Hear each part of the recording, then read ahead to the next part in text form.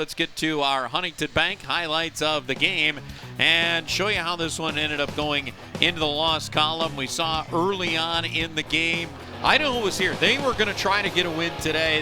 They weren't going to just roll over and get ready to go on their flight tomorrow to head back to Boise. No, no team ever wants to do that, and obviously, they had a different makeup of the team tonight.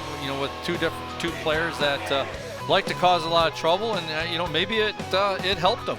And that's possible. Toledo, though, they would slowly but surely, as that first period went along, get things rolling, and they did so offensively thanks to a great shot by Brandon Hawkins. He tickled the twine, and Toledo had themselves a 1-0 lead. Terrific shot. Yeah, nothing better than that. He got Tomei and then Parker going to the net for a rebound. Which you talked about with him, and after the second period, getting to the front of the net, it was important. But then this is the play that Dan Watson was talking about in the postgame. You turn it over there, nothing Caden Fulcher could do with that. No, and you're the last line right there. You're the last guy back. You're the last. And it's Coach Watson talking about a behind the back, pass that.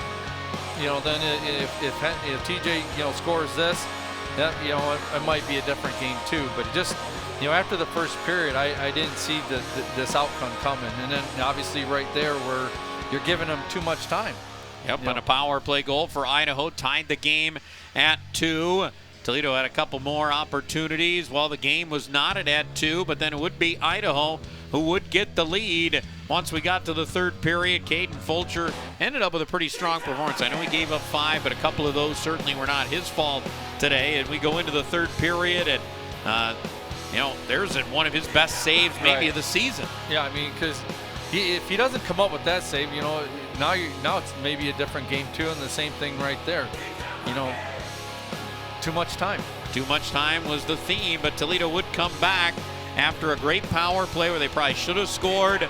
This one set up to Curry. He finds the back of the net. We're tied at 3. And then this one, certainly Caden Fulcher would like to have back. Of the saves, he had a lot of great ones today. That one he certainly would tell you he probably should have had. Yeah, that's one that, especially short side like that, he's definitely going to say that he should have had that.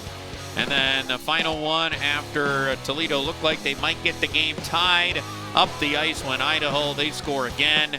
5-3 ends up being the final score as the Walleye fall to the Idaho Steelheads. College advantage stats look like this. Shots ended up being pretty even, 36-35 in favor of Idaho, but 1 for 2 on the power play. Toledo's power play was really good in the first 2 games, 2 for 5. They go 0 for 3 today in this one, and they end up falling by a final score of 5-3, ending this stretch of 9 out of 10 here at the Huntington Center today. And they're going to go on the road for 4 straight.